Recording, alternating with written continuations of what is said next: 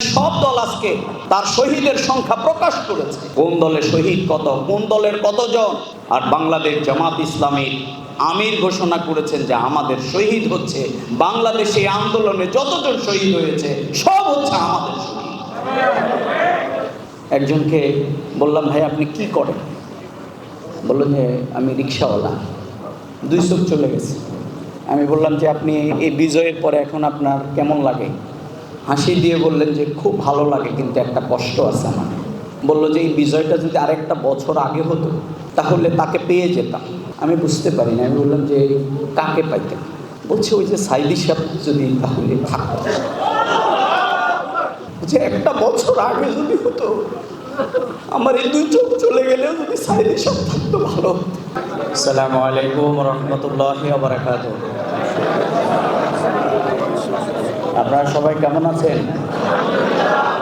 মাত্র 2 মাস আগেও তো আমরা এইরকম একটি হল রুমে, এইরকম একটি সম্মেলন, এইরকম একটা পরিবেশের কল্পনা দুনিয়ার কোনো মানুষকে আমরা করতে পেরেছিলাম? আমরা করতে পারিনি। কিন্তু আল্লাহ তাআলা 1450 বছর আগেই মহাগ্রন্থ আল কোরআনে সেই কথাটি বলে রেখেছেন। সূরা তাওবার 14 নম্বর আয়াতে আল্লাহ তাআলা সেটা ঘোষণা করে রেখেছেন যে কাতিলুহুম ইউআযিবুহুমুল্লাহু বিআইনিহি, যে তোমরা তাদের বিরুদ্ধে সংগ্রাম করো, আর এই সংগ্রামে আল্লাহ তাআলা তোমাদের হাতে তাদেরকে শাস্তি দিবেন। সুবহানাল্লাহ। আল্লাহ তাআলা বলছেন ওয়ায়ুখজিহি, আল্লাহ তাআলা বলছেন ওয়ায়ানসুরাকুম ওয়ায়াশফি সুদুরা কওমিন মুমিনিন, তাদের হাতে তোমার লাঞ্ছিত করবেন, অপমানিত করবেন, পর্যদুস্ত করবেন। আজকে কি যারা 17 বছর এই সৌর শাসন জনগণের উপরে চালিয়েছে, তারা কি এখন অপমানিত, লাঞ্ছিত কিনা বলেন? তাদেরকে এখন জঙ্গলও জায়গা দেয় না, তাদেরকে নৌকাও এখন বলে দেয় যে আমাদের এখানে এখন অমুক আছে, তাদেরকে এখন জেলে বলে দেয় যে আমাদের এখানে সালমান এফ রহমান আছে। আবার দুইজন একসাথে নাকি উঠার পরে একজনকে ধরার পর আরেকজন বলে যে ওনাকেও ধরেন, উনি হলো অমুক। সম্মানিত ভাইয়েরা, আল্লাহ তাআলার ঘোষণা হচ্ছে এটাই, 5 তারিখের পরে ওয়ায়াশফি সুদুরা কওমিন মুমিনিন, আল্লাহ তাআলা আমাদের কোটি কোটি মানুষের এই হৃদয়কে শান্ত করে দিয়েছে। আমরা আবেগ আপ্লুত হয়ে কেঁদে ফেলেছিলাম যে আল্লাহ তুমি এইরকম একটি পরিবেশ আমাদের জন্য তৈরি করে দিয়েছো। আল্লাহ, আমার মাঝে মধ্যে চিন্তা হয়, মাঝে মধ্যে নিজেই ভাবি যে আপনাদের বাসা বাড়িতেই তো এই আন্দোলনের সময় ছিলাম, কিন্তু আমার মনে হয় কেন সালমান এফ রহমান পালাতে গেলেন? তার তো এরকম বাংলাদেশে অসংখ্য জায়গা আছে, সম্পদ আছে, যেখানে সে 17 বছর কেন, সেখানে সে 50 বছর থাকলেও কেউ হয়তো জানতো না। কিন্তু কেন এরকম অস্থির হয়ে গেলেন 7 দিন? কারণ এটা আল্লাহ তাআলা করে দিয়েছে। এই জন্য তাদের এই অস্থিরতা, তাদের ভয়, তাদেরকে কোনো জায়গায় আর দাঁড়াতে দেবে না, এটি আল্লাহর ঘোষণা। সম্মানিত ভাইয়েরা আমার, এর পরের কথাটি হচ্ছে আমাদের জন্য অনেক ভারী। এই ভারী কথা আপনারা মাঝে মধ্যে শুনেন। এই ভারী কথাটি আমরা যখন ওই শহীদের পাশে যাই, পরিবারের কাছে যাই, গতকালকে গিয়েছিলাম 2টি ছোট্ট কুঠুরিতে অবস্থানকারী 2টি পরিবার, শহীদ পরিবারের কাছে। আমরা কোনোভাবে ওই ঘরে ঢোকার চেষ্টা করেছি, এত সরু। যেতেই বাবা বের হলেন, দেখলাম খুবই অসুস্থ, জড়সড়। ভিতর থেকে মা বললেন যে আমি হচ্ছি এই ঘরের সব, আমি হচ্ছি এই ঘরের উপার্জনেও আমি করি, আর আমাদের এই গোটা পরিবারের লালন পালনও আমি করি, আর যে আমাদেরকে দেখভাল করতে আল্লাহ তাআলা তাকে শহীদ করে নিয়ে গেছে। এই মা যখন বলেন আমি এখন একা, তখন আপনি কি বলবেন? কালকে চক্ষু হসপিটালে গেলে বিশেষ করে টিকে থাকা খুব কঠিন।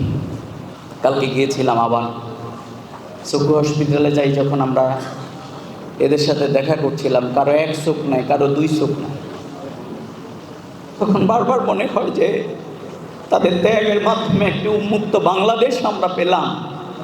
কিন্তু তারা আর 5 তারিখের পর থেকে বাংলাদেশের স্বপ্ন, এই পরিবেশ আর তারা দেখতে পারল না।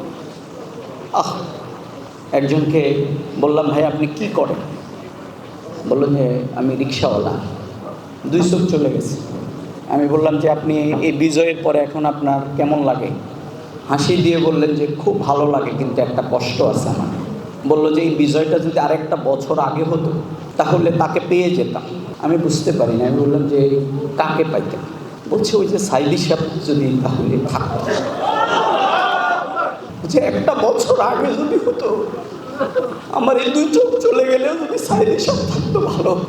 আমি হতবাক করে গেলাম যে যার কোনো টিসি নেই, টিএস নেই, প্রশিক্ষণ নেই, কিছুই নেই, সে অনুভূতিটা কোত্থেকে পেয়েছে?